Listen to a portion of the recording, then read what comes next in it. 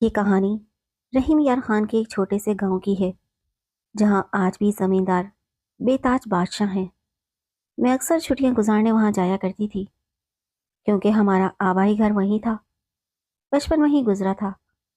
وہیں عبید کا گھرانہ بھی آباد تھا۔ یہ غریب لوگ تھے۔ عبید نے بڑی دقتوں سے میٹرک پاس کیا تھا اور ان دنوں روزگار کی تلاش میں تھا۔ جلدی اسے ایک زمیندار کی حویلی میں جانوروں کو سنبھالنے کا کام مل گیا اور وہ سرور خان کا نوکر بن گیا۔ تھوڑا سا پڑھ لکھ کر ہر انسان کی خواہش ہوتی ہے کہ وہ بہتر زندگی گزارے۔ عبید نے بھی ایسے ہی خواب دیکھے تھے، لیکن غربت انسان کو ہر کام کرنے پر مجبور کر دیتی ہے۔ اس کی ماں لوگوں کے گھروں میں کام کرتی تھی اور یہ بات اسے دکھ دیتی تھی۔ تبھی اس نے خان کا ملازم ہونا منظور کر لیا۔ سوچا تھوڑے پیسے اکٹھے کر لوں تو پھر شہر جا کر ملازمت کر لوں گا۔ اسے زندگی سے کوئی خاص لگاؤ نہیں تھا۔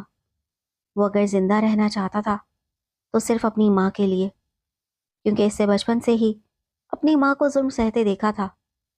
اسے کیا خبر تھی کہ خان کی حویلی میں قدم رکھنا اس کے لیے مصیبت بن جائے گی۔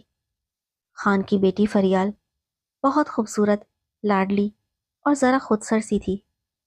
پہلے دن جب اس نے عبید کو دیکھا تو اسے یہ صاف ستھرا اور سلجھا ہوا نوجوان پسند آ گیا اور وہ اس کے ساتھ عزت، شفقت اور ہمدردی سے پیش آنے لگی۔ اس کا رویہ مالکوں والا نہیں تھا۔ وہ عبید کے ساتھ عزت و احترام سے بات کرتی تھی، جس کی وجہ سے وہ بھی دل سے اس کی عزت کرتا تھا۔ فریال نے گاؤں سے میٹرک پاس کیا تو کالج میں داخلے کی ضد کرنے لگی۔ بیٹی کی ضد سے مجبور ہو کر خان نے اسے شہر کے کالج میں بھیج دیا۔ وہ شہر ہاسٹل میں قیام پذیر ہو گئی۔ اب وہ صرف چھٹیاں گزارنے اپنی حویلی میں آتی تھی۔ اس بار جب وہ چھٹیوں پر آئی تو اس نے عبید سے بات چیت شروع کر دی، کیونکہ وہ گاؤں میں آ کر سخت بوریت محسوس کرتی تھی۔ اپنی بوریت کو دور کرنے کے لیے بہانے بہانے سے عبید کو بلاتی اور باتیں شروع کر دیتی۔ چند دنوں کے میل ملاپ نے ان دونوں کے درمیان ایک گہرا رشتہ قائم کر دیا، جس کو لوگ محبت کا نام دیتے ہیں۔ ایک نوکر کی مالک کی بیٹی سے محبت کی بات تھی، لیکن جوان دل ان باتوں کو خاطر میں نہیں لاتے۔ نتائج سے بے پرواہ ہو کر وہ عہد و پیما کر لیتے ہیں۔ انہوں نے بھی ساتھ جینے مرنے کے وعدے کر لیے، جس میں عبید کا قصور کم اور فریال کا زیادہ تھا، کیونکہ وہ کافی خود سر، ضدی اور شہر جانے کے بعد تو بالکل نڈر ہو گئی تھی، جبکہ عبید ڈرتا تھا کہ اگر بات کھل گئی تو جان جانا لازم ہے۔ فریال نے وقت گزارنے کے لیے جس سلسلے کو شروع کیا تھا وہ اس کی جان کا روگ بن گیا، اور بہت جلد یہ بات گاؤں کے لوگوں میں پھیل گئی کہ وڈیرے کی لڑکی ایک معمولی نوکر کے ساتھ عشق کی پتنگیں بڑھا رہی ہے۔ ابھی تک خان کو اس معاملے کا علم نہیں تھا، مگر کب تک؟ آخرکار کسی نے ان کے کانوں تک بات پہنچا دی۔ پھر وہی ہوا جو ہوتا آیا ہے۔ پہلے تو خان کو اس بات کا یقین نہ آیا، لہٰذا اس نے کھوج لگانے کے لیے اپنے طور پر لوگ مقرر کیے، اور جب بات کی صداقت معلوم ہوئی تو سوچ میں پڑ گیا کہ ایسا کیا کرنا چاہیے کہ سانپ بھی مر جائے اور لاٹھی بھی نہ ٹوٹے۔ اس کی دشمنی دوسرے گاؤں کے چودھری سے تھی، اور گاؤں میں دو زمینداروں کی آپس کی دشمنی ایک معمول کا قصہ ہے۔ یہ لوگ کبھی کبھی تو دشمن کو زخم پہنچانے کی خاطر اپنے جگر کے ٹکڑوں کا خون بہانے سے بھی دریغ نہیں کرتے۔ ماجرا ہے، وہ دوڑ کر خان کے پاؤں پر گر گئی اور خدا کے واسطے دینے لگی کہ میری بیٹی کو چھوڑ دو، اس کی خطا بخش دو۔ مگر وہ ایسی فریاد کب سننے والا تھا؟ اس کے کارندے اس کے دشمن زمیندار کے بیٹے سہیل کو اٹھا لائے تھے۔ انہوں نے پہلے اسے گولیاں ماری اور پھر فریال کو گولیاں مار کر اس کی لاش پر ڈال دیا۔ چند سال پہلے ہی سہیل کے باپ کی بندوق سے فریال کا جوان سال بھائی مرا تھا۔ آج یہ انتقام اس طرح پورا ہوا۔ پولیس آئی، کیس بن گیا کہ فریال کو نازیبا حالت میں سہیل کے ساتھ دیکھ کر باپ نے غیرت کے مارے دونوں پر فائر کر کے ان کو ہلاک کر دیا۔ ادھر عبید کا قصہ کسی اور طریقے سے تمام کرنا تھا۔ پہلے اس کیس سے نمٹنا تھا۔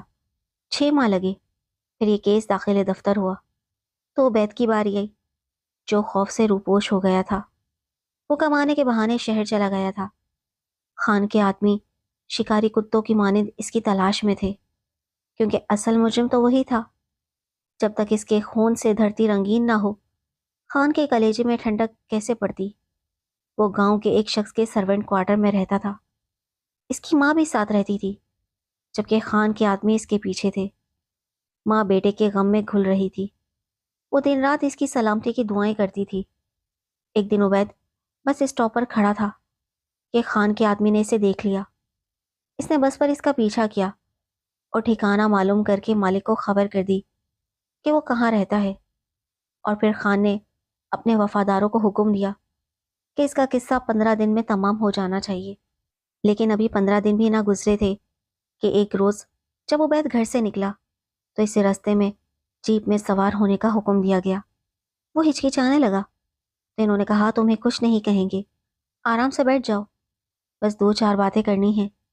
اگر نہیں بیٹھو گے تو بھاگ بھی نہیں سکتے، بھری ہوئی بندوقیں ہمارے کندھوں پر ہیں، ابھی بھون ڈالیں گے۔ مرتا کیا نہ کرتا، وہ جیپ میں بیٹھ گیا۔